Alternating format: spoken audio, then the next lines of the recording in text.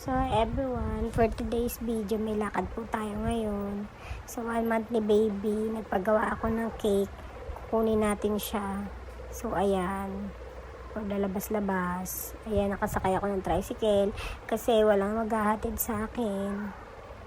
So ayan, pupunta natin yung pinagawan ko ng cake. Magkikita kami dito sa may Danghari, malapit sa may 7-Eleven.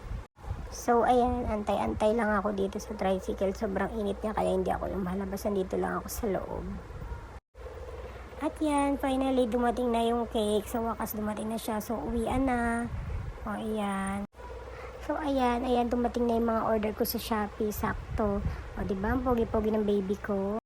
So, ayun, unboxing tayo ng cake ni baby. O, diba? Ang cute-cute niya.